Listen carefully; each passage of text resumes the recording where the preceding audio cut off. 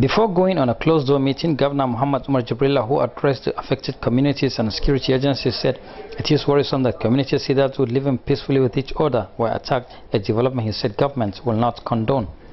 The governor said government has also resolved to bring the stakeholders together in order to discuss and iron out their differences so as to allow peace to prevail. Well, I think it's very important to know that this administration is nothing but a peaceful and united government. What is happening in this state for the past 6 months, I don't think is going to be acceptable anymore. We will not tolerate it. That is why basically this meeting is called for today.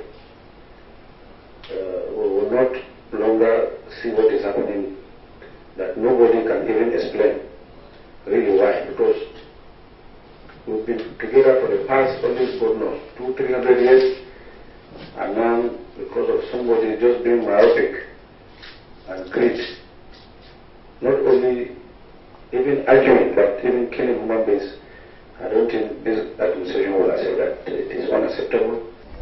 After the meeting, representatives of the two affected communities involved, Pius Raymond and Abdullahi Umar, both commended the governor for bringing them together, a development they said will go a long way in making sure peace is restored in the area.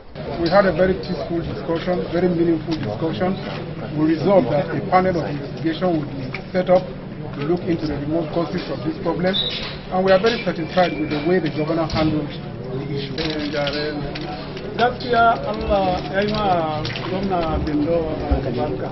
Abun da ya faru nan sai da ya haɗa mu da gefen su keɗame mu na ƙasar nan tare. To abun ya riga ya yi yanzu ya kira mu ya haɗa mu kowa ya yi haƙuri.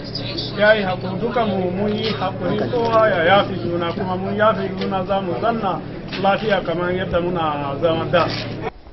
Ibrahim Muhammad, 26 News.